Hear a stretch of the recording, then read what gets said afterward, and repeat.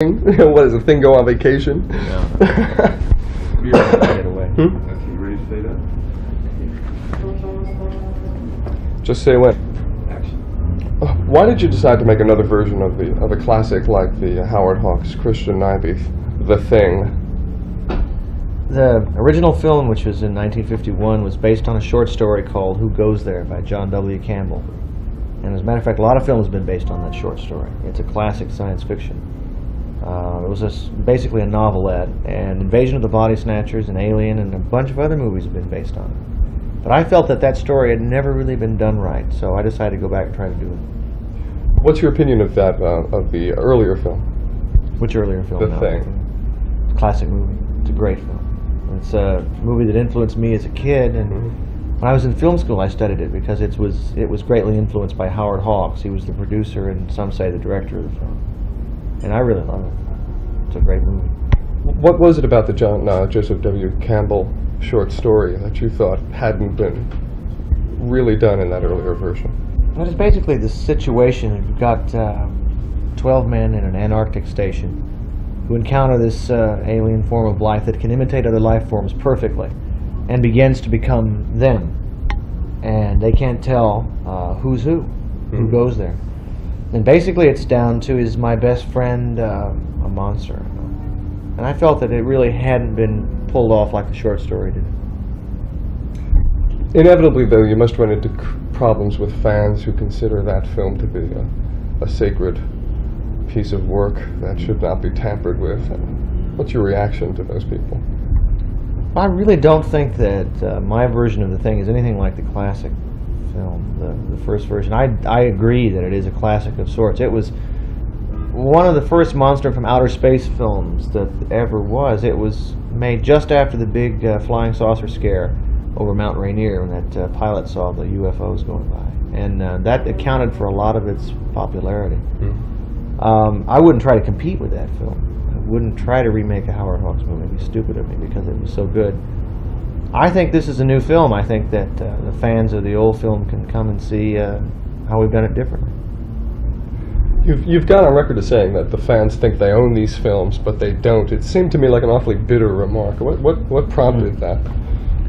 Basically, I'm talking in the area of special effects. I think there's an insistence on a lot of fans that they understand exactly how you do a certain effect. They want to see it photographed. They want to know what the trick is, what the illusion is. To me, that completely spoils the magic. That totally takes away from watching a film. And I said that in reference to a couple of magazines who were determined to get in and take shots of us making The Thing. And I said, no, there's no way. Any movie is an illusion. Kramer versus Kramer is an illusion. They really weren't doing all that. It's all staged and set up. And when you're working with mechanical makeup effects, if you really got to look at what it was, it looks pretty silly. You know, it's only through the camera lens that stuff works. And I don't want somebody taking pictures of it and showing it in a magazine. That destroys the illusion. Well, I asked the same question of Paul Schrader. If you wanted this version to be completely separate from the earlier film, why did you include a couple of allusions, a couple of seeming homages to the Howard Hawks film, such as the creature throwing himself through the window while he's in flames, and even using the same title? If you're going to make a monster movie, it seems like the greatest title of all time is The Thing. Man coming through on fire, it's just a part of the action. It really was unconscious. I don't think there's really illusions to it. That wasn't a conscious illusion? Not really, no.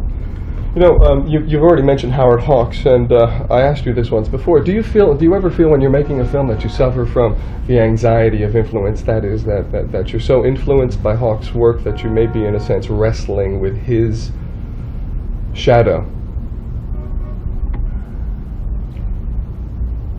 I don't think so. I think my influence from him, my study of his work, was in the past. I don't really think about it too much anymore. Certainly, technically, he influenced me. I don't pretend to be able to do some of the things he did, especially with performance. I think it's one of his strongest contributions. overlapping dialogue, for instance. I can't do that stuff. I can really admire it. No, I don't feel that anymore. So the thing was in no way an attempt to outdo the old master, to outdo your, to be the pupil who exceeds the master. Oh Lord, no, I couldn't do that. I wouldn't dare try.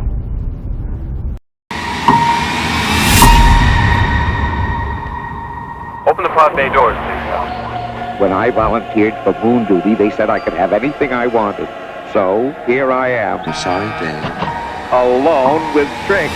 The corn cereal with fruit-flavored goodness. And no kids to take them. We choose to go to the He's on the moon.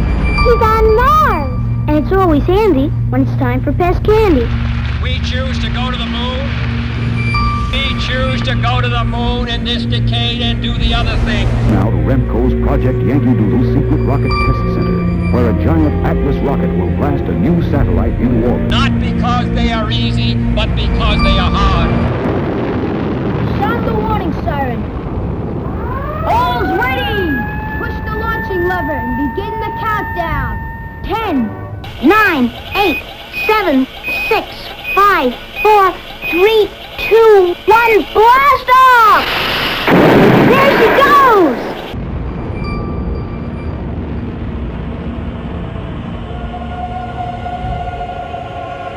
Do you mind if I ask you a personal question? I've wondered whether you might be having some second thoughts about the mission. Open the pod bay doors, Hal. That's my closet, Ira. Oh, sorry. We'll see about that next Right. week. Yeah! This conversation can serve no purpose anymore. Goodbye.